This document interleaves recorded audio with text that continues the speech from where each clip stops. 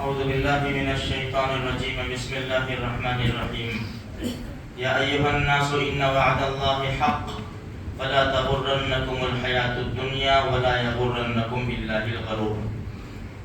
دیکھو گزشتہ کل پلین کے حادثے میں یہ بات بتائی تھی کہ موت کسی کو موقع نہیں دیتی۔ میں ابھی اس لیے یہ بات بتا رہا ہوں کہ ابھی عصر کی نماز کے بعد بابو چچا توکل ٹورس والے جو ہے نواں بازار میں ان کی دکان بھی ہے، ان کا انتقال کیسے ہوا؟ ہاسپٹل میں تھے، پاؤں بھی تھوڑا سا کاٹا گیا۔ جب انسان ہاسپٹل میں ہوتا ہے نا تو تھوڑا سے دل ادھر ہوتے ہیں۔ جب ڈاکٹر کہتا ہے کہ چھٹی مل جائے گی تو انسان ریلیکس ہو جاتا ہے۔ چھٹی مل کر گھر آ جاوے تو سارے گھر والے بھی اطمینان میں آ جاتے ہیں۔ بس یہی واقعہ ہوا۔ ہاسپٹل سے گھر آئے، سب اطمینان میں، چائے پی، بس اس کے بعد سو گئے۔ موقع نہیں دیتی موت کسی کو۔ اس لیے میرے بھائیوں، کل بھی میں نے کہا تھا ہمیشہ ہمیں تیار رہنا ہے۔ ہماری ہر چیز کی تیاری ہے، موت کی تیاری نہیں ہے۔ قرآن کریم کے سورہ لقمان کی آخری دو آیتیں جو ہیں، یا ایھا الناس اتقوا ربکم، یہ لوگوں ڈرو تمہارے رب سے۔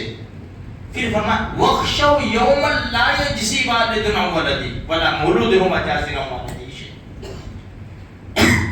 ڈرو اس دن سے، نہ باپ اولاد کو نہ اولاد باپ کو، کوئی کسی کا کام نہیں آئے گا۔ ان وعد اللہ حق، یہ تو اللہ کا وعدہ حق ہے، سچ ہے۔ دیکھنا تمہیں دھوکہ باز شیطان دھوکے میں نہ ڈال دے۔ ابھی تو جوانی ہے، کرو عیش عیاشی بدماشی کرو، جب بوڑھے ہو جائیں گے، جب دیکھی جائے گی مسجد کا کھوٹا پکڑ لیں گے۔ بھول جانا ہے میرے بھائیوں۔ معصوم بچوں کی بھی جنازے اٹھتے ہیں نا، فلائٹ میں 2 معصوم تھے نا چھوٹے سے، معصوم بچے بھی جاتے ہیں، جوان بھی جاتے ہیں، کوئی بھروسہ نہیں ہے۔ اور یہ آیت کی تفسیر میں بتایا، یہاں کچھ ہوتا ہے نا سارا محلہ مل جائے گا۔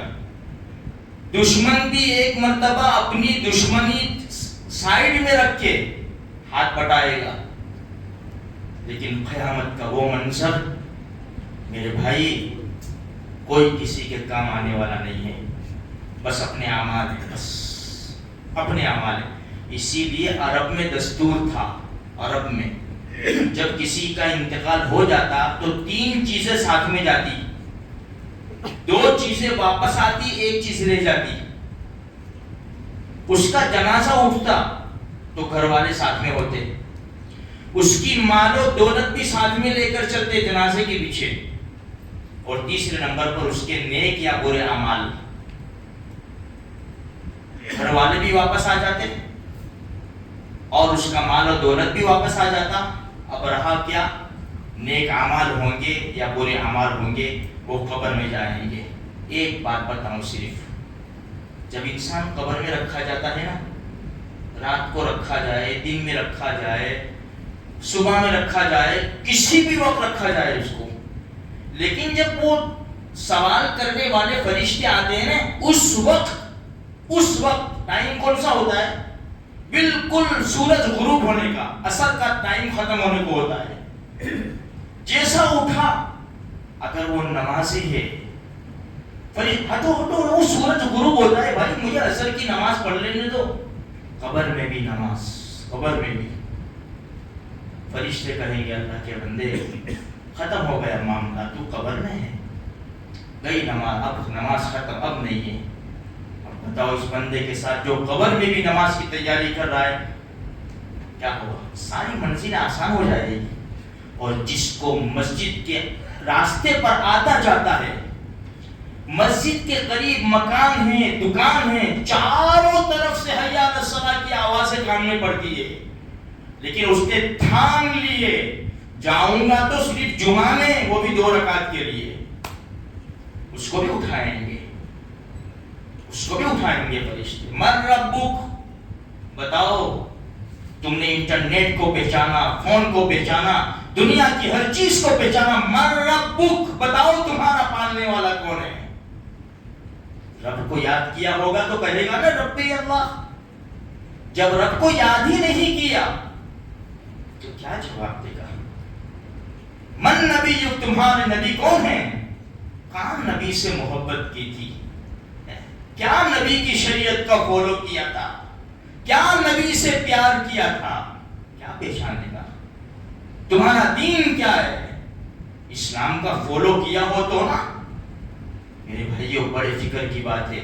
اللہ مجھے بھی توفیق دے وے، آپ کو بھی توفیق دے وے، سارے مسلمانوں کو توفیق دے وے. اللہ ہمیں مدینے کی موت نصیب فرماوے. اللہ ہمیں شہادت کی موت نصیب فرماوے. انسان شہادت کی دعا مانگتا ہے، مانگتا رہے گا، مانگتا رہے گا، مانگتا رہے گا. اگر اس کے مقدر میں شہادت نہیں بھی ہے نا تو یہ دعا کی برکت سے اللہ شہادت کے مرتبے تک پہنچا دے گا انشاءاللہ. اس لیے ڈرے نہیں. بعض مرتبہ موت، شہادت کی موت کی دعا کرتے ہوئے ڈر لگتا ہے. ڈرے نہیں، مرنا تو سب کو ہے. اور جو شہید اعلائے کلمت اللہ کے لیے جو شہید ہوتا ہے نا، اس کو تکلیف کتنی ہوتی ہے. چاہے اس کے اوپر گن خالی کر دیا جائے، میزائل سے اڑا دیا جائے، لیکن اس کو تکلیف کتنی ہوتی ہے؟ جتنے چونٹی نے اس کو کاٹ لیا، کیڑی نے اس کو کاٹ لیا، جتنی تکلیف ہوتی ہے شہید کو اتنی تکلیف. اور خون کا قطرہ زمین پر گرنے سے پہلے کیا ڈسٹنس ہوتا ہے؟ زمین پر گرنے سے پہلے اس کی بخشش کے فیصلے ہو جاتے ہیں. میرے بھائیوں، کل قیامت کے میدان میں کہا جائے گا ہے کوئی تمنا؟ کہا کہ واپس بھیج دے، واپس شہید ہونا چاہتا ہوں، پھر میں مارا جاؤں، پھر زندہ کیا جاؤں، پھر شہید کیا جاؤں، پھر زندہ کیا جاؤں، پھر شہید کیا جاؤں. یہ تمنا ہوا کرتی ہے. اللہ تبارک و تعالیٰ موت سے پہلے موت کی تیاری کی توفیق عطا فرماوے اور کلمے والی موت ہمیں نصیب فرماوے اور اس کے بعد والی جتنی منزل ہے اللہ پاک آسانیاں پیدا فرمائے.